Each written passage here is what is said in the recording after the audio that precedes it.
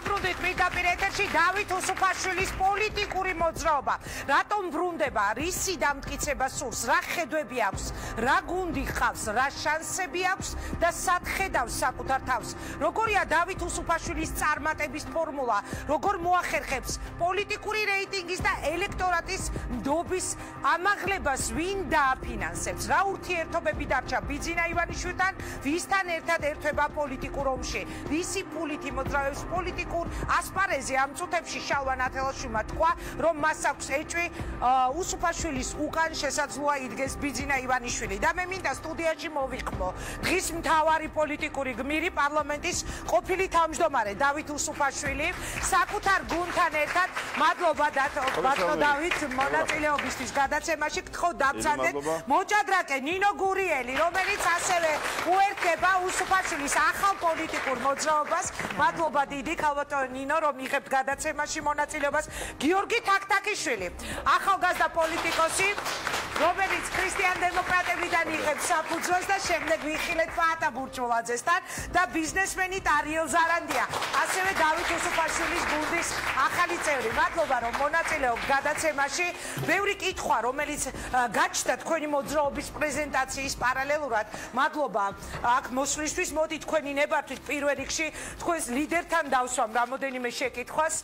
ბატონო დავით, შენების მოძრაობა, შენების დრო, პარლამენტის ყოფილი თავმჯდომარე, რომელსაც საკუთარი პარტიიდან, უკვე ყოფილი პარტიიდან ყავდა 3 მინისტრი, ყავდა ძალიან ძლიერი საპარლამენტო ფრაქცია, დღეს ისევ მეორედ მოსვლას გვპირდება ხელისუფლებაში.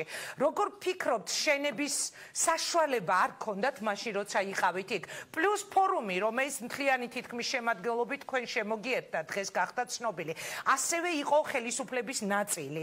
ანუ მაყურებელი, რომელიც ახლა თქვენ გიყურებთ, ალბათ გაიფიქრებს, ესენი ფორუმთან ერთად ხომ იყვნენ უკვე ოცნების ხელისუფლებაში, თან ძალიან მაღალ თანამდებობაზე. გამარჯობათ. გამარჯობა. ტრადიციულად ჩვენ ასე ვიწყებთ ხოლმე დიალოგს თქვენთან და ძალიან კარგია. ერთ კითხვაში, ესე იგი, სიამოვნებაში ბევრი კითხვა, ამიტომ ყველაფერზე დეტალურად. მე რო არ შეგაწყვეტინოთ, უცებ ჩამოვარაკრათ. სიამოვნებით, ქალბატონო ინგა. პირველ რიგში მივესალმები თქვენს მაყურებელს, ყველა დაინტერესებულ ადამიანს და ძალიან მოხარული ვარ, რომ დღეს მართლაც ჩვენმა ღონისძიებამ საკმაოდ საინტერესო დისკუსიები გამოიწვია. და ჩვენ მოვისმინეთ ძალიან ბევრი საყურადღებო მოსაზრება, კითხვა, ეჭვი და ასე შემდეგ. ესე იგი ჩვენ სწორი ნაბიჯი გადავდგით, ჩვენ გადავდგით ის ნაბიჯი, რაც ჭირდება და რაც აინტერესებს საქართველოს მოსახლეობას და ეს ნაბიჯი არის შემდეგი. დიახ, ჩვენ დღეს გამოვაცხადეთ ინიციატორთა ერთმა ჯგუფმა, რომ ვიწყებთ შენების მოძრაობას. შენების მოძრაობას ვიწყებთ არა იმიტომ, რომ დღემდე სხვას არავის არაფერი უშენებია. ისევე როგორც დემოკრატიული პარტია თუ შექმნა ვინმე, ეს არ ნიშნავს იმას, რომ დემოკრატია მან აღმოაჩინა. ან არ ვიცი, ეროვნული თავისუფლების პარტია თუ შექმნა ვინმე მოდესმე, ეს არ ნიშნავს, რომ იმ ერთი ადამიანის თუ ერთი ჯგუფის ექსკლუზივია ეს საკითხი. ჩვენ ამ სახელწოდებით ხაზს უსვამთ იმ გარემოებას, რომ დიახ, საქართველოს ჭირდება შენება. ყველაზე მეტად ჭირდება სწორედ ეს პროცესი, აღმშენებლობითი, შემოქმედებითი, კონსტრუქციული, პოზიტიური, მომავალზე ორიენტირებული, კარგად დაგეგმილი, კარგად გააზრებული, ბევრი ადამიანის თანამონაწილეობით გაკეთებული და ეს ჭირდება დღეს საქართველოს. პოლიტიკაში ყოფი ადამიანების დანიშნულება არაა სამი დღემჩიო და სამუდამო თემებზე საუბარია. ეს სხვაგანაა, ეს სხვა სფეროს საქმეა.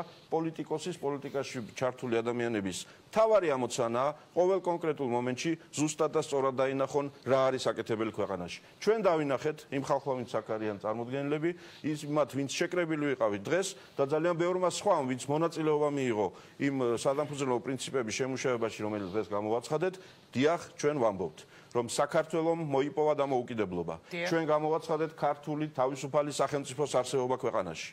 მაგრამ იმ დღიდან სამწუხაროდ ასე გამოგვივიდა, რომ ჩვენ ვებრძვით საკუთარ სახელმწიფოებრიობას. ყოველი ხელისუფლება დიახ იწყებდა იმ დაპირებით, რომ ჩვენ დავინახეთ, გავარკვიეთ, რა იყო შეცდომა და ახლა ჩვენ ვიწყებთ ჯანმრთელი სწორი გზით სიარულს. სამწუხაროდ დღემდე ყველა ხელისუფლება ძალად შუა გზაზე ცდებოდა ხოლმე გზას და გადადიოდა სწორედ სახელმწიფოებრიობის ეროზიისკენ. ასე მოხდა პირველი ხელისუფლების დროს, მეორე ხელისუფლების, მესამე, სამწუხაროდ ასე ხდება დღეს მეოთხე ხელისუფლების დროს.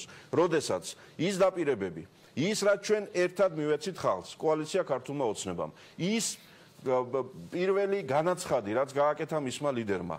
ამან გასტანა სულ რამოდენიმე წელი და მივიღეთ ისევ ის, რაც კარგად ნაცნობია ამ ქვეყნისთვის.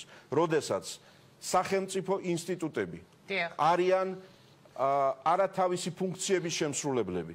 სასამართლო, პარლამენტი, მთავრობა, თვითმმართველობა, არამედ კონკრეტული ერთი ჯგუფის ინტერესების შემსრულებლები. დიახ, ჩვენ დავინახეთ. როდიდან დაინახეთ? ბატონო დავით, ჯობია ეხლა თავიდანვე დავსვათ ეს კითხვები, ვიდრე დავშვათ ამორჩევებმა თავის თავთან დასვას, ხო, ეს კითხვები და ვერ მიიღოს პასუხი. როდის დაინახეთ? აი თქვენ ახსენეთ იგივე პარლამენტი, თქვენ 4 წელი ბრძანდებოდით ქვეყნის პარლამენტის თავმჯდომარე. იმ 4 წლის განმავლობაში ძალიან ბევრი კითხვა იყო. აი რა ხელისუფლება ყავდა, რას აკეთებდა, საით მივყავდით, მაგრამ მაშინ ვერ შეაკავეთ. 3 მინისტრი ყავდათ. მაშინ ჩვენ ძალიან ბევრი რამ შევაკავეთ ხალბატონო ინგა და ამისი დასტურია დღევანდელობა. რას გულისხმობთ? დღეს ვითარება ყველა ამ თვალსაზრისით არის უკეთ თუ უარესად? გონი უარესად. ესე იგი რაღაცის გამო ხდებოდა რომ მაშინ რაღაცეები თლად ასე უარესად არ იყო. თვითმმართველობის რეფორმა ვინ და როდის წამოიწყო? დიახ, ჩვენ წამოიწყეთ ეს რეფორმა. ახლა რა ხდება? იმის ნაცვლად რომ საქართველოში დამკვიდრდეს თვითმმართველობა, როგორც სწორედ სახელმწიფოებრივი მშენებლობის მთავარი საძირკველი. ის მოდელი, სადაც ადგილობრივ მოქალაქეებს შესაძლებლობა, უფლება და არ ვიცი, რესურსი აქვთ იმისთვის, რომ სახელმწიფოებრივი ცხოვრების ამ ძალიან მნიშვნელოვან რგოლში მათ თავად საკუთარი პასუხისმგებლობით, საკუთარი რესურსით მოაგვარონ პრობლემები. გადავდგით ნაბიჯები. ახლა არის 2 ნაბიჯი უკან. აქ 7 ქალაქის გაუქმებაზე არაა საუბარი. აქ 127 ქალაქის შექმნაზე უარზეა საუბარი. იმიტომ რომ ეს რეფორმა, აი მაგაშია საქმე. აი ვინ შემიშალა ხელი? როცა 2 ძლიერი ფრაქცია, ძლიერი რატო ერთად მოხვედით რესპუბლიკელების ფორუმიც და ოცნება, ხო? მიგეყვანათ ბოლომდე. რატო დაუტოვეთ სხვებს ასპარეზს? ამ 2 ფრაქციას ჰქონდა იმდენი ხმა, რამდენიც ჰქონდა. და ზუსტად ესაა გაკვეთილი. ზუსტად ამიტომ ვაცხადებთ დღეს ჩვენ. მეც თანამოაზრეებთან ერთად. დიახ, ჩვენ ვისწავლეთ ეს გაკვეთილი. რას ნიშნავს კოალიციაში უმცროსი პარტნიორობა, როდესაც ყველაზე უფრო მეტი რაც შეგიძლია აკეთო, ეს არის ცეცხლმაქრობა, მეხანძრეობა, რომ მეტი პრობლემა არ მოხდეს. უფროსი ვინ იყო, ბიძინა ივანიშვილი? პარტია ქართული ოცნება თავისი შემადგენლობით, ბიძინა ივანიშვილის ხელმძღვანელობით, რა თქმა უნდა. დომინანტი პარტია კოალიციაში ვინ იყო, ახლა ეს ყველასთვის ცნობილია. ეს გაკვეთილი სწორედ რაც მე პირადად მივიღე სახელისუფლებო სისტემაში უკვე. მანამდე ბევრი ვნახე და ბევრი გამოვიარეთ ოპოზიციურ ცხოვრებაში. დავწმუნდით იმაში, რომ კოალიციები ეს უნდა შექმნას ქართველმა ხალხმა. ამორჩევლის მიერ მიღებული მანდატით უნდა იყოს მერე პოლიტიკურ პარტიებს შორის შეთანხმება კონკრეტულ პუნქტებზე, პროგრამებზე, თვითმმართველობაზე და სხვა საკითხებზე თუ ჩემი გავა, კოალიციის პარტნიორი სხვა პოლიტიკური პარტიის სხვა საკითხი გავად. ეს არის ჯამთელი პოლიტიკა. დავით, ერთი წუთით, აი კოალიციები, მე დაახლოებით იგივე მახსოვს თქვენგან. ყოველ შემთხვევაში დეკლარირებულად ასე იყო ხოლმე თქვენი მხრიდან. თავის დროზე როცა ქართული ოცნება იქმნებოდა, მეც დამისვამს ეს შეკითხვა, რა უნდა უსუფაშვილის და გოგი თოფაძეს ერთად. რა უნდა თინა ხიდაშეს და ვიღაც ასევე რომელიღაც რიგით გოგი თოფაძეებს ერთად და მაგათ ჩამოვთვლი ახლა. მე გოგი თოფაძეს კი არ ვაყენებ შეურაცხყოფას, ანუ პოლიტიკური ორიენტაცია. ხო, ამას გეკითხებით, ანუ მაშინ არ ფიქრობთ ამაზე? აი, ზუსტად ესაა, ხალბატონო ინგა, თქვენი კითხვა არის მთავარი პასუხი ჩვენს სტრატეგიაზე. კოალიცია ქართული ოცნება, უსუფაშვილი, ჩარტავათი, თოფაძის და სხვებით შეიქმნა რისთვის? რისთვის? სააკაშვილის რეჟიმის მმართველობის დასასრულებლად. ეს იყო ამოცანა და ზუსტად ესაა. ანუ იმ რეჟიმის დემონტაჟისთვის შეიქმნა. იმ რეჟიმის დემონტაჟისთვის თუ კი ვინმე იყო, ასე ვთქვათ, არსებული პოლიტიკური თუ არაპოლიტიკური სპექტრიდან იმის შემძლე, რომ დამდგარიყო იმ რეჟიმის წინააღმდეგ, სწორედ ასე შეიქმნა კოალიცია. და ეს იყო ჩვენ მეც და ყველას ჩვენ გააზრებული ქონდა ეს ამბავი. ჩვენ წავედით ამ ბრძოლაში სრულიად შეგნებულად და 2011-12 წელს სად უნდა ყოფილიყო უსუფაშვილი თუ არა იქ სადაც იყო, მე ამაზე პასუხი არ მაქვს ამ კითხვაზე. სხვა, სად შეიძლება ყოფილიყავი? სახლში თუ თუ სააკაშვილის რეჟიმის სამსახურში. არა, ცხადია. ამიტომ ეს არის ძალიან მნიშვნელოვანი. ეს არის ძალიან მნიშვნელოვანი. უსუფაშვილთან მაქვს შეკითხვები. მაგალითად, მაშინ, როდესაც ქვეყანაში ბევრი რამ იწვევდა კითხვის ნიშნებს, მაგალითად იგივე მედია, რომელიც სულ იყო თქვენი ჯერ კიდევ რესპუბლიკელებში ყოფნის დროსაც და მანამდეც, ვიდრე იქ შეხვიდოდით, თინა მაგალითად ახალგაზრდა იურისტთა ასოციაციაში, მედია, რომელიც ყოველთვის იყო თქვენი პარტნიორი, როდესაც თქვენი ყავით პარლამენტის თავმჯდომარე, მედია რყევები, პროცესები, განაცხადები და პროცესები, იქ თითის დაკნევები, სად იყო ამ დროს თქვენი პოზიცია როგორც პარლამენტის თავმჯდომარე? რუსთავი 2-ის დახურვის თაობაზე მე გავაკეთე ის, რაც შემეძლო გამეკეთებინა და მე ვთქვი, დაიხურება რუსთავი 2, მივდივარმე თანამდებობიდან. იყო ეს ასე? ხო, ეს იყო ასე. ეს იყო ასე, დიახ. საზოგადოებრივი მაუწყებლის საბჭო რომ იქნებოდა. გახსოვთ ის პერიპეტიები, საკონკურსო კომისიები და მთელი ამბები. ვინ და რატო და როგორ მოხდა, რომ შეიქმნა ის კანონმდებლობა საზოგადოებრივ მაუწყებელთან დაკავშირებით. როდის წავიდა საზოგადოებრივ მაუწყებელში საქმე უარესობისკენ და სამწუხაროდ მიდის ახლა კიდევ უფრო უარესობისკენ. ამიტომ ამ ყველაფერს აქვს ძალიან მარტივი ახსნა თუ ასე ვთქვათ, რა გვინდა ჩვენ. ჩვენ გვინდა ქვეყანა წინ წავიდეს. ქვეყანა წინ რომ წავიდეს, ქვეყანა წინ უნდა წაიყვანოს ჯანმრთელმა პოლიტიკურმა ძალამ, რომელმაც იცის რა უნდა აკეთოს. ჩვენ რომ მოვედით ხელისუფლებაში 2012 წელს, ჩვენ ერთადერთი რამ ვიცოდით მაშინ, რომ როგორ დაგვესრულებინა სააკაშვილის რეჟიმი და გქონდა კეთილი სურვილები როგორ აგაშენებინა ქვეყანა. კეთილი სურვილები არ კმარა ამისთვის. ამიტომ ჩვენ ვამბობთ, რომ ჩვენ დავიწყეთ დღეს ძალიან სერიოზული და მარათონული დისტანცია. ამ დისტანციის ასე ვთქვათ, თავარი პოლიტიკური ორიენტირი და გაჩერება ესა 2020 წლის საპარლამენტო არჩევნები. ანუ ეხლა სტარტი აიღეთ და რეალურად არა ადგილობრივი არჩევნებისთვის, არამედ დიდი არჩევნებისთვის კი არა და საპარლამენტო თავიდანვე ვამბობთ, ახლაც ვიმეორებ, პარტია დაფუძნდება 2018 წლის გაზაფხულზე. რატომ? იმიტომ რომ მეც და ბევრ სხვასაც შეგვეძლო ეს გავაკეთებინა გუშინ წინ. მაშინ მე არ მეყოლებოდა თანამებრძოლად გიორგი თაქთაქიშვილი, დატო ზარანდია. არ ვიცი, ანდრო დადიანი, გიორგი კანაშვილი, გიორგი ეპიტაშვილი, გურამ ჭედილი, არ ვიცი. ის ხალხი, რომელიც აი ამ პროცესში ჩვენ მოვძებნეთ ერთმანეთი და ჩვენი მთავარი ამოცანაა და დღეს ეს ძალიან მკაფიოდ ითქვა და მე ამით მიმართავ ყველა იმ ადამიანს, რომელიც ქილიკებს ძველ სახეებზე. მიმართავ ყველა ამ ადამიანს და ვამბობ, რომ მე ყურადღებით გისმენთ ქილიკზეც, ასე ვთქვათ, შენიშვნაზეც, მაგრამ მე ველი იმას, რომ თავადაც ყურადღებით მოისმენთ. რას საუბრობენ აი ეს ძველი სახეები თუ გამოცილი პოლიტიკოსები. დღეს გაკეთდა ძალიან მნიშვნელოვანი განცხადება. ის რომ ვახტანგ ხმალაძე, კახა შარტავა თუ რეზო შავიშვილი თუ დათო უსუფაშვილი ჩვენი ამოცანა დღეიდან ქართულ პოლიტიკაში არის ის, რომ ჩვენი გამოცდილება, ჩვენი დახმარება, ჩვენი მხარდაჭერა მოვახმაროთ იმ ახალ თაობას, რომელმაც 2020 წელს უნდა გაიმარჯვოს საქართველოში. 2020 წელს საქართველოში უნდა გაიმარჯვოს, არა შენების მოძრაობა, ახალმა თაობამ უნდა გაიმარჯვოს. ახალმა თაობამ, რომელმაც ნახა აქ ახალგაზრდების ხედავდა მოეწონათ ეხლა თქვენი გამოსვლა. მოეწონათ და ძალიან კარგია, მაგრამ ახალგაზრდებისგან ჩვენ ველით სერიოზულ მომზადებას ამისთვის. ჩვენ 1999-90-იან წლებში გავიარეთ ეპოქალური ცვლილება, როდესაც დეკლარირება მოვახდინეთ იმისა, რომ აღარ გვინდა ის ცხოვრება, რაც ჰქონდა, უნდა ავაშენოთ ახალი ქვეყანა და ახალი საქართველო. მას შემდეგ საქართველოს პოლიტიკამ, ჩემი მონაწილეობით, ჩემი იქ ყოფნით, დიახ, ვიღებ პასუხისმგებლობას იმაზე, რაც მიკეთებია, ოღონდ დამიჯდეს ამ ეთერში ნებისმიერ დროს, ნებისმიერი პოლიტიკოსი, ვისაც ამ პროცესებში მონაწილეობა მიუღია. დავსხლეთ და ვისაუბროთ, ვინ რა გააკეთა, ვინ რა გააფუჭა, ვინ რა იშოვა ხელისუფლებაში ყოფნისას. ამ ხელისუფლებაში ყოფნის დროსაც ნებისმიერ ხელისუფლებაში. თქვენ იყავით კულუარული მმართველობის პარლამენტის თავმჯდომარე. როდის იყო პირველი? მე ვიყავი ქალბატონო ინგა, ამ ქვეყნის უმძიმესი კატასტროფისგან ხსნის პერიოდის პარლამენტის თავმჯდომარე. ასე იყო ეს ამბავი. ფაქტები ასეთია.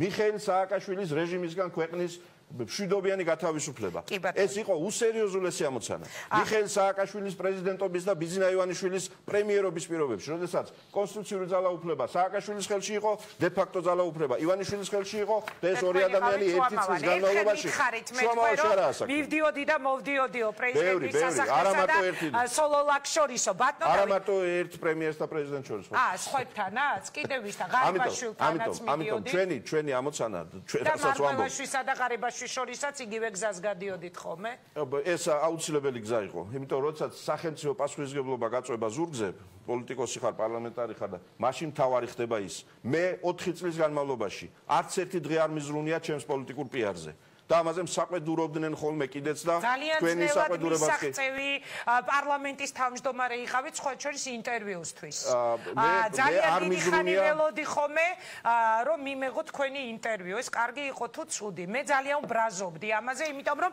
მე მინდოდა რომ დავით უსუფაშვილი პარლამენტის თავმჯდომარის რანგში ყოფილიყო უფრო მეტი ეკრანზე ვიდრე ის ჩანდა მაშინ ამ შემთხვევაში მესამე პირში ცოტა ისაა ხო დავით უსუფაშვილის ეს მე ეს არ არის მე თავად გაგახსენეთ ეგ ამბები დიახ ასე იყო იმიტომ რომ მე ამ წლების განმავლობაში პარლამენტის საქმეში მქონდა სახელმწიფო პასუხისმგებლობა იმ ვითარებაში როდესაც სახელმწიფო სისტემა და სტრუქტურები იყო მიშლილ-მოშლილი ერთი მხრივ იყო სუპერდაპირისპირება მეორე მხრივ იყო საკმაოდ მოუმზადებელი გუნდი ამ საქმისთვის ხელისუფლებაში უმრავლესობის სახით და ძალიან ბევრი სხვა სახით ეს მქონდა გაცნობიერებული ამას ბევრი რამ შეეწირა ჩემი არ ვიცი ენერგიაც პოლიტიკური და ასე შემდეგ მაგრამ ეხლა საქმე რაშია ჩვენ გავიხედოთ წინ ამ ყველაფრიდან დასკვნებს ვაკეთებთ ქალბატონო ინგა გონიერი ადამიანები პირად ცხოვრებაში ბიზნესში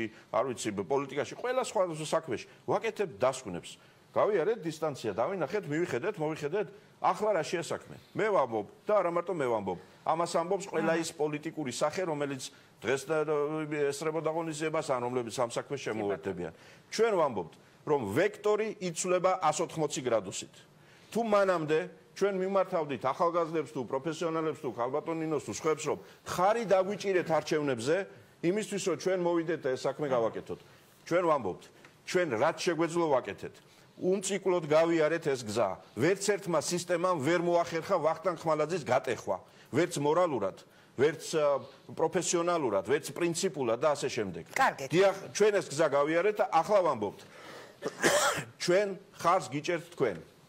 ჩვენ ხარს უჭერთ იმ ხალხს, რომელმაც უნდა იტვირთოს ამ ქვეყნის მომავალი. სხვა შორის იმ 90-იან წლებში დამოუკიდებლობის მოპოვების დროს საქართველოს წინ მიუძღოდა 20-დან 30 წლამდე ასაკის თაობა.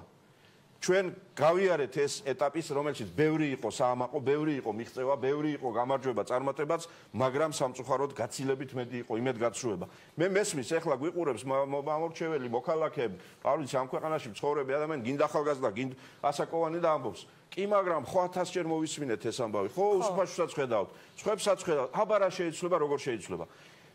შეიცვლება და ეს ცვლილება მოვა სწორედ იმ ენერგიით, იმ ენთუზიაზმით, რომელიც აქვს იმ ხალხს, იმ კვალიფიციურ სპეციალისტებს, რომლებიც უნდა პოლიტიკურად გააქტიურდნენ. ჩემი ამოცანა ერთსაც ვიტყვი და მორჩიმე ერთი კითხვა კიდევ და გადავდივარ უკვე პერსონალურად ჩემი ყოველი ნაბიჯი ბოლო თვეების განმავლობაში და შემდეგი წლების განმავლობაში სანამ მეყოფა ძალა და ენერგია და შემდეგ ვინც რა უნდა ისაუბროს და ვინც როგორ რა ისწავნა მოგვაწებოს მიზანი იქნება ერთი მიზანი იქნება 2020 წლისთვის ახალი საქართველოს ხილვა, არა წელთაღრიცხვის დაწყების თვალსაზრისით, არამედ საქართველოს მართვის და ხელისუფლების სადავეებთან იმ ადამიანების მოსვლა, რომელმაც თავიანთ პროფესიაში მიაღწიეს წარმატებას, რომელიც განამყარათ ფეხზე, რომლებმაც გააკეთეს რაღაცა თავის საქმეში და ახლა საქვეყნო საქმის პატრონობის აპარატია.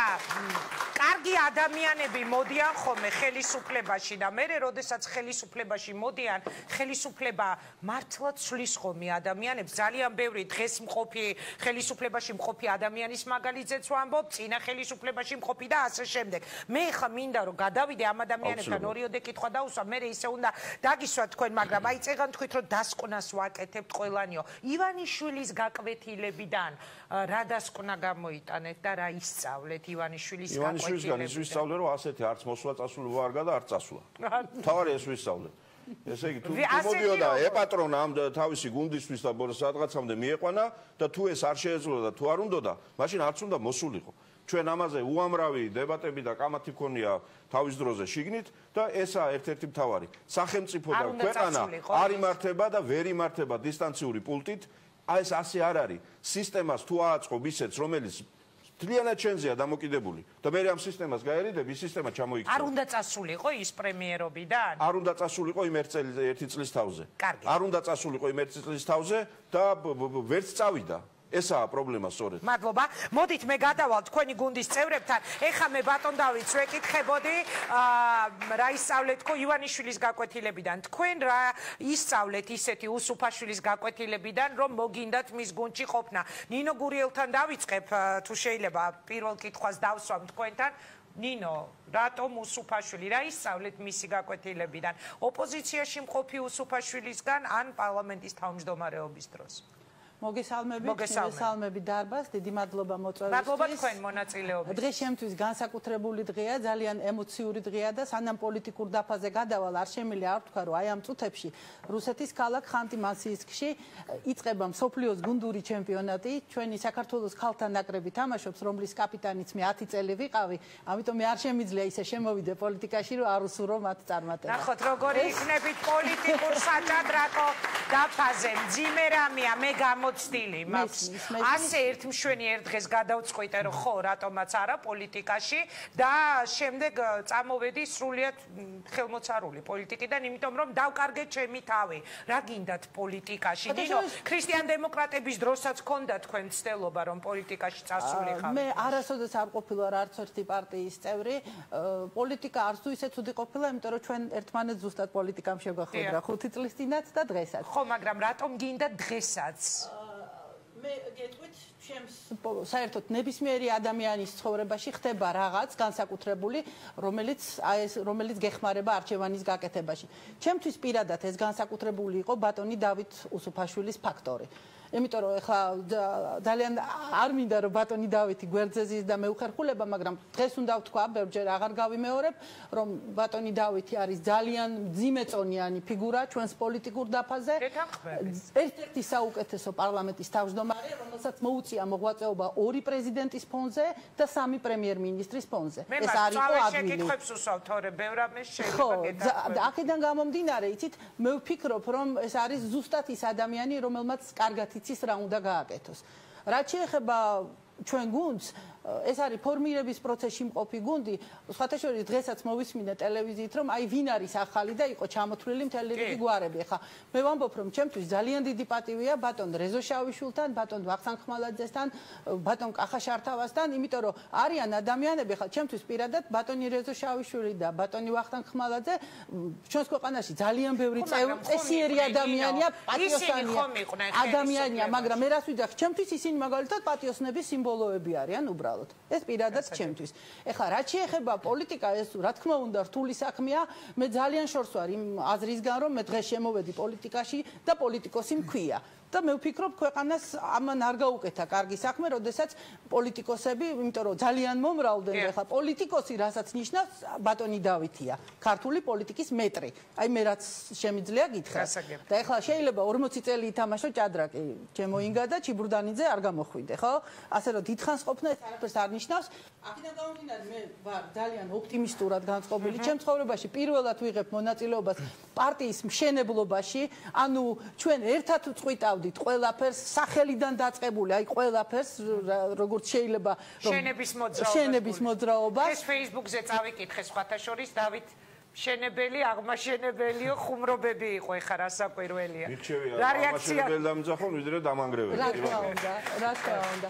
ასე რომ მე ძალიან დიდი ოპტიმიზმი ვხდები ამ ყველაფერს. ჩვენთან არიან არაჩვეულებრივი ახალგაზრდები, ძალიან სერიოზული პროფესიონალების გუნდი და მადლობა ნინო, მოდით ვიდრე გიორგისთან გადავალ, ახალგაზრდები ახსენეთ, ჩემთვის აბსოლუტურად უცხო ადამიანი, პირველად ხვდები მას, ბიზნესმენი ტარიელ ზარანდია.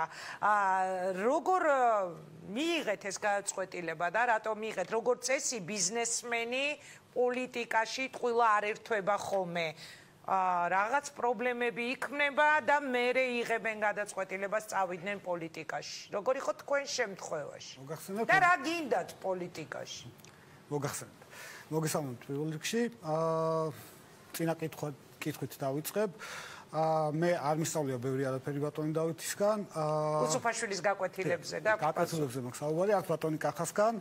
დავთვლი რომ ეს არ არის თავარი ამოცანა, ანუ მე ვთვლი რომ არ მოსულ არც პოლიტიკაში, მოვედი შევუერთდი მოძრაობას, სადაც მომწონს იდეა, არსი და ვთვლი რომ არც ერთი ეს ადამიანი ცალკე აღებული არ ნიშნავს იმას რომ ეს იყოს წარმატების გარანტია. მე მომწონს თავად იდეა, ის რომ ანუ ადამიანი, ბიზნესმენი, მათ შორის ისეთი როგორც მე, თუნდაც ან ბევრი სხვა, რომელსაც არ აქვს არანაირი პრობლემა მათ შორის.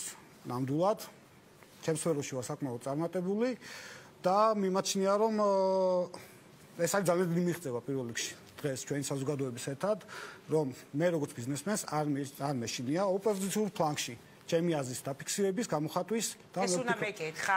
ანუ რამე საფრთხეების განცდა არ გაქვთ?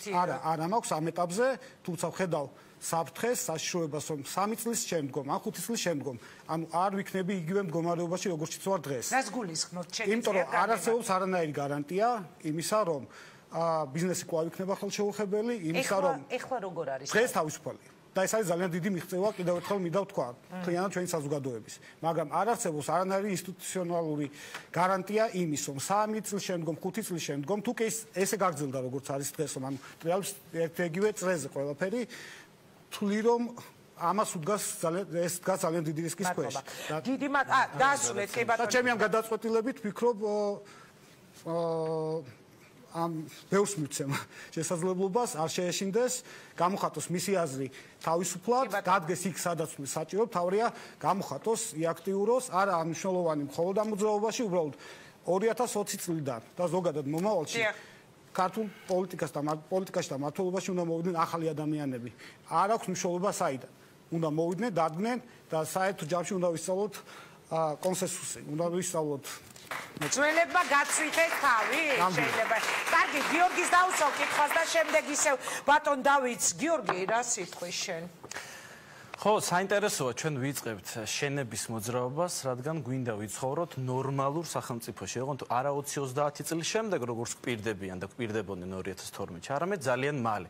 მალე უნდა ჩაეყაროს ესეთ ნორმალურ სახელმწიფოს საძირკველი. ჩვენ ვიწყებთ მოძრაობას, რადგან ვფიქრობთ, რომ სამწუხაროდ სისტემა, რომელსაც თავის დროზე მე და თქვენც ერთად ვებრძოდით, რომელსაც ბატონი დავითიც ხელისუფლებაში ყოფნის დროსაც ებრძოდა და ყველა ვებრძოდის, სისტემა ისევ ცოცხალია, სისტემა ისევ ცოცხალია სასამართლოში, მედიაში, პოლიტიკაში, ძალაუფლების კონცენტრაციის მიმართულებით, თვითმმართველობის მიმართულებით, კონსტიტუციაში რას აპირებენ ხედავთ, საარჩევნო სისტემაში რა ხდება ჩვენ ხედავთ, ამიტომ შეიძლება გარკვეული მიღწევები ისევ ბატონი დავითის და ყველა იმ ადამიანის წყალობით, ვინც თავის დროზე ოცნებაში იყო და ჩვენც ვინც ხარს უჭერდით თავის დროზე ოცნებას, აი ამ ძალისხმევით დღეს გარკვეული თავისუფლებები არის ქვეყანაში, კიდევ კარგი 26 წლის თავზე შენარჩუნებული, მაგრამ როგორც დატომ აღნიშნა, არ გვაქვს გარანტია იმისა, რომ ხვალ იგივე საფრთხის წინაშე არ დავდგებით, რა საფრთხის წინაშეც ვიდექით გასული წლების განმავლობაში, რადგან ვხედავთ, რომ 4 წლის თავზე ხელისუფლებამ ისევ საარჩევნო სისტემის მეშვეობით და გარკვეული სხვა მეთოდების მეშვეობით ისევ შეძლო კონსტიტუციური უმრავლესობის მოგროვება და ისევ იგივე სცენი დასჩემდა რა სცენით სჭირდა წინა ხელისუფლებებს. დაიწყო ხელისუფლების ესე რომ ვთქვათ გარკვეულწილად უზურპაცია და ამ მიმართულებით რა პრობლემებია თქვენ ყველა კარგად ხედავთ. ჩვენ გვაკლია ქვეყანაში წარმატება და ჩვენ ვიწყებთ იმიტომ შენების მოძრაობას, რომ ერთხელ და სამუდამოდ დავაბრუნოთ წარმატება ქვეყანაში და წარმატება მოუტანოთ ქართულ სახელმწიფოს. მადლობა გიორგი, მოდით ისევ ბატონ დავითთან გადავალ. ბიძინა ივანიშვილის პროექტი. ალბათ მოისმენდით, ხო, ასეთ ხმებსაც. წეგან შალვანათელოშვილი იგივე თქვა ჩვენს ეთერში. რა სიტყვით ამ ბრალდებაზე? ანუ ბიძინა ივანიშვილმა გადაწყვიტა დააფინანსოს შექმნას პარალელურ რეჟიმში მისი ოპოზიცია.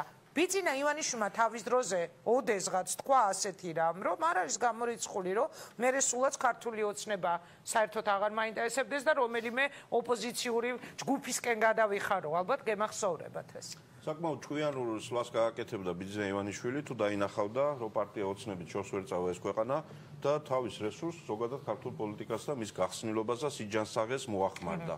მაგრამ ეს ასე არ ხდება. რაც შეეხება ბატონ შალვას ჩუმად გაგიმხელთ ესე იგი იქნებ ჩაუძიოთ ნათელაშვილის პროექტი ვართ ჩვენ. ხო, მაგრამ პოლიტიკურ პროექტს ფული ხომ ჭირდება, ბატონ დავით. აუცილებლად ჭირდება ფული და საიდან ეს ფინანსები? პოლიტიკურ პროექტს ჭირდება ფული და პოლიტიკას აფუჭებს ფული. ჩვენ გვაქვს ორი უკიდურესობა. ფული საჭიროა და ფულითაა გაფუჭებული ამ ქვეყანაში პოლიტიკა სწორედ. არა მხოლოდ საარჩევნო ფულით, არამედ იმ ფულითაც, რომელსაც ხელისუფლებაში მოსული ადამიანები ატრიალებენ ხოლმე. არა მარტო საბიუჯეტო ფულს, იქ კიდე ბიზნესებში და ასე შემდეგ. ამიტომ საქმეს სჭირდება ფული, მაგრამ საქმეს სჭირდება ჯანმრთელი და სუფთა ფული. საიდან ეს? აი აქედან. ერთი ტარიელის იმედია. არა, აი ამაშია საქმე სწორედ. არა ერთი ტარიელის იმედიდან, არამედ ტარიელის, ავთანდილის, ფრიდონის და ძალიან ბევრი ასეთი ადამიანის იმედიდან. იმიტომ რომ ამ პროცესებში მე რა მაძლევს იმედს, ინგა? იმედს მაძლევს ზუსტად ის, რომ აი მაგალითად ტარიელმა, რომელსაც მე არ ვიცნობდი, საერთო ნაცნობები აღმოგვაჩნდა, მაგრამ არ ვიცნობდი, არც მისი ცხოვრების გზა ვიცოდი, არც არ ვიცი შეხედულებები და ასე შემდეგ. მოძებნეთ ერთმანეთი. სულ რაღაც ორი კვირის წინ და ეს კაცი მოვიდა ამ წინადადებით ამ აზრით და განწყობით რომ მე მინდა ვიცხოვრო ისეთ ქვეყანაში რომელშიც ეს წარმატებები რაც ახლა გვაქვს თავისუფლება თუ ბიზნესი და შემდეგ ეს არის არა ღვთისმიერ ნაბოძები რაღაცა დროებითი მოვლენა და უი რა კარგია არამედ ჩვეულებრივი ამბავი სადაც სხვა რამეა არაჩვეულებრივი და შეუძლებელი. და ამიტომ მისი პოზიცია რა არის და მე დარწმუნებული ვარ და ამიტომ უსვამ ხაზს რომ ეს არ არის ერთი ადამიანი. მე ვიცი ეს ქვეყანა გაცილებით უკეთესია. მადლობა, სხვა არაფერი გაქვს დასალევი. ამ ქვეყანაში გაცილებით სერიოზული რესურსია დაგროვილი, კვალიფიციური ესეთი თამამი, ამაყი, საკუთარი ღირსების მქონე ადამიანების ვიდრე ეს ჩანს. და მე ვიცი ზუსტად, რომ ეს არიან ადამიანები, ვინც ვიკრიბებით აქ, რომლებსაც ჩვენ, არ ვიცი, აქტიურ პოლიტიკაში მყოფები და ასე შემდეგ, ვუყურებთ როგორც პიროვნებას. მისი ინტელექტუალური შემონატანი გჭირდება ჩვენ პირველ რიგში პარტიაში. ჩვენ გჭირდება პოლიტიკურ სივრცეში ბიზნეს გამოცდილების შემოტანა. იმიტომ რომ პოლიტიკურ ცხოვრებაში ძალიან გამოცდილების ლიდერი გყავდათ, რომელმაც პარლამენტის თავმჯდომარე გაგხადათ, ბატონო დავით. მეტი ბიზნეს გამოცდილება შეუძლებელია. მე ვლაპარაკობ მასშტაბები და ბიზნეს გამოცდილების შემოტანაზე და არა ბიზნესის შემოტანაზე პოლიტიკაში. იმიტომ რომ იმავე ადამიანმა უსუფაშვილის ხელშეწყობის გამო თუ ნანობს არ ვიცი ან შეცდომა დაუშვა და ასე შემდეგ აბა რა ვქნა ესე ყველა უშვებს შეცდომას კი ბატონო ივანიშვილსაც შეეშალა და უსუფაშვილი პარლამენტში შეიყვანა აი ეხლა აღარ შეეშალა და პარლამენტში შეიყვანა 30 ბიზნესმენი მილიონერი რომელსაც პოლიტიკა პარლამენტი ეს ყველაფერი არ აინტერესებს და აქ ჩვენ ახალი თაობის ქართულ ბიზნესმენებზე გვაქვს საუბარი რომლებიც იმიტომ არ მოდიან რომ აქ ჩვენთან მოსვლით თავის ბიზნესს უპატრონოს და წინ წაიყვანოს. დავასრულებ თუ შეიძლება დაფინანსებასთან დაკავშირებით, თორე ეს მუდმივი თემა ტრიალებს, სხვა შორის მე ყურადღებით ვისმენ ამ იმეს. აი ესე იქიდან დაფინანსება, აქედან დაფინანსება ხელშეწყობა. საკმაოდ გამოცდილი ხალხია, როგორც ჩანს, ჩემი პოლიტიკური ოპონენტები ასეთ საქმეებში. აქედანაც აუღიათ, იქიდანაც აუღიათ, იქიდანაც გამოურთვე. როგორც ჩანს, ანუ გასაგებია მე რომ ადამიანები საკუთარი გამოცდილებიდან მსჯელობენ სხვაზეც. ამიტომ ეს ცალკე თემაა. ჩვენი პრინციპია ბევრისგან ცოტა და არა ცოტასგან და ერთისგან ბევრი. აი ამით იქნება დაზღვეული ის რომ პოლიტიკურ პროცესს ჭირდება დაფინანსება, მაგრამ ფულმა რომ არ გააფუჭოს და წარუმატებლობაზე არ წაიყვანოს. ბატონო დავით, დედაქალაქის მერობას აპირებთ. მე გუშინ თქვენთან მოკლე ინტერვიუ მქონდა ერთგვარი პრეინტერვიუ დღევანდელი ეთერისთვის და თქვენ თქვით რომ პრინციპში რასაც გადაწყვეტს გუნდი.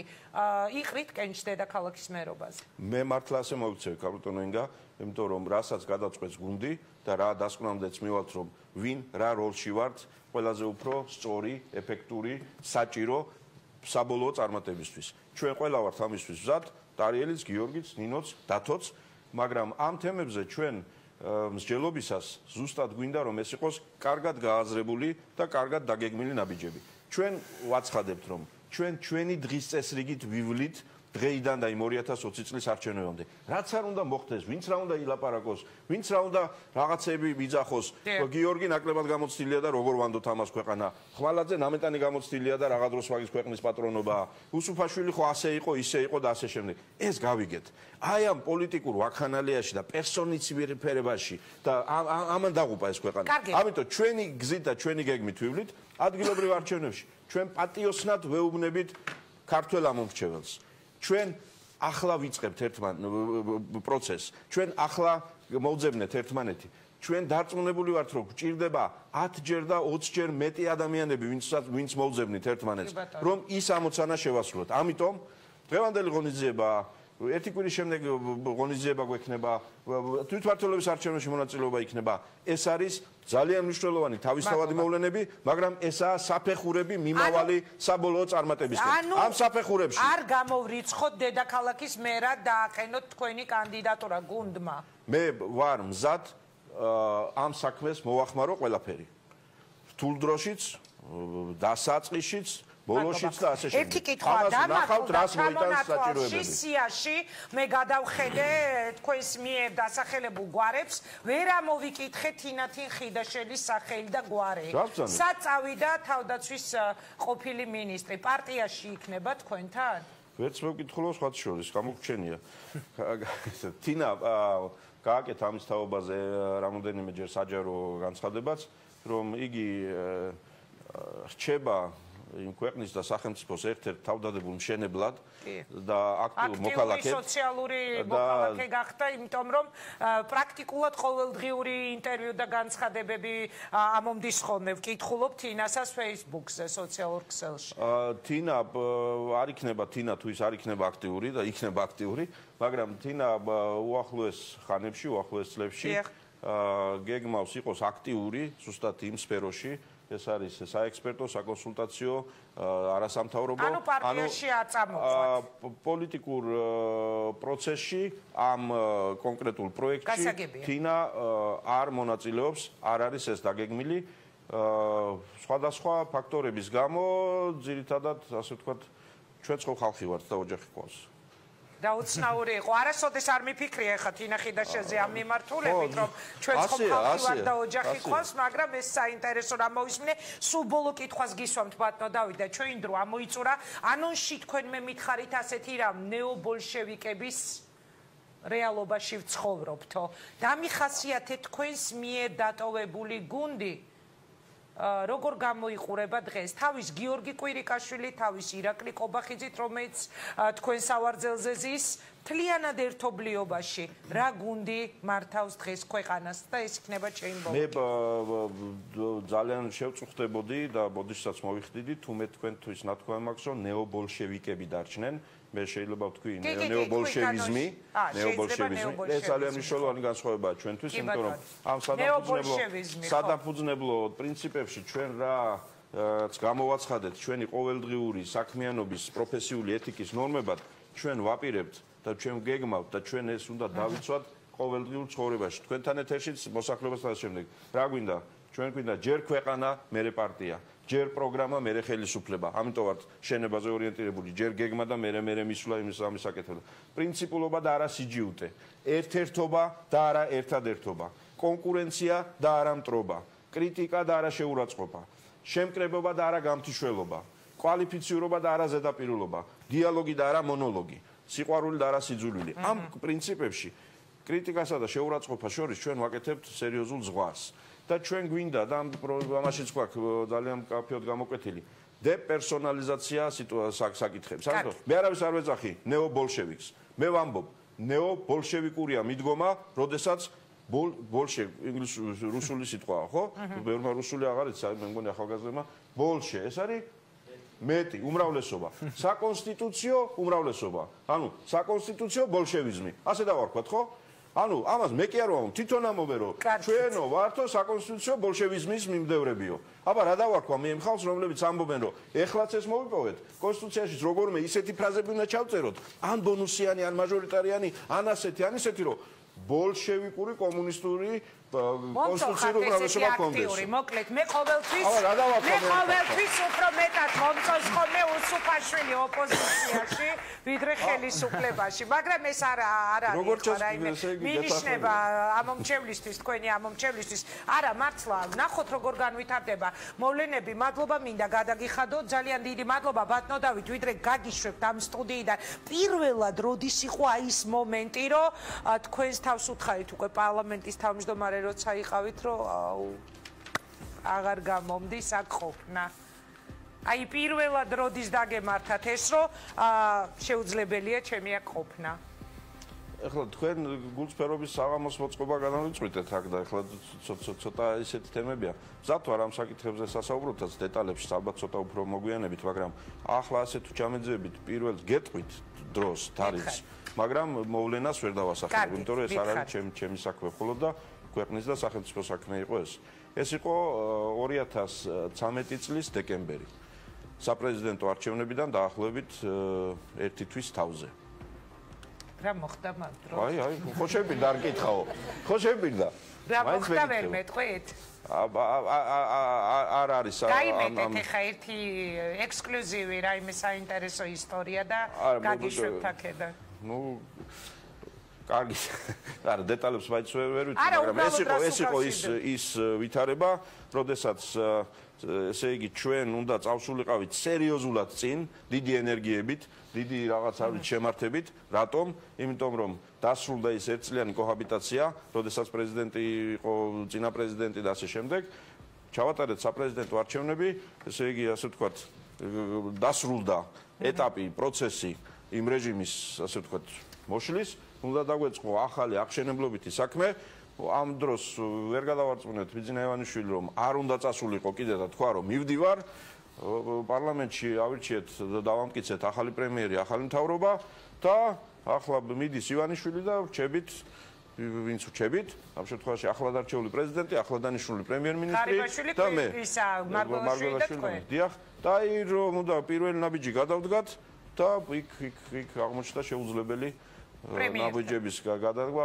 არა, მე არც ერთთან არ მქონია პრობლემა და დავდიოდი ნაბიჯებით იქითაც აქეთაც, მაგრამ ამ ურთიერთობებში გაჩენილმა პრობლემა, რომელიც მე ნელა განვითარდა და ახლა სამწუხაროდ წითელ ფონად გაყვა თუ ზოლად გაყვა ეს თემა პრეზიდენტსა და ოცნების ლიდერებს შორის და დამფუძნებელს შორის ეს პრობლემები. ეს იყო 2013 წლის დეკემბრის ბოლო, როდესაც თქვენ ყველანი ალბათ ესე იგი ემზადებოდით საახალწლო სუფრისთვის, საცივისთვის და ასე შემდეგ და ეგ იყო ცხოვრებაში ყველაზე მძიმე 2 კვირა, რომლის დეტალები არ არის საინტერესო, უბრალოდ ეს იყო დრო, როდესაც აი თითქოს აი რომ მიხვედი იქამდე რომ ეხლა ხო უნდა მუშაობა დავიწყოთ. ეხლა ხო საქმიანი სწორედ შენების პროცესი. აბატონო პრეზიდენტი, რომელიც ჩვენ ასე ვთქვათ, ჩვენი გუნდის წევრია. აგერ არის პრემიერი, აგერ არის პარლამენტი, აგერ არის უმრავლესობა, მორჩა ნაციონალური მოძრაობა აგერ არის. ეხლა მოდი აბა დავიწყოთ ეს საქმე.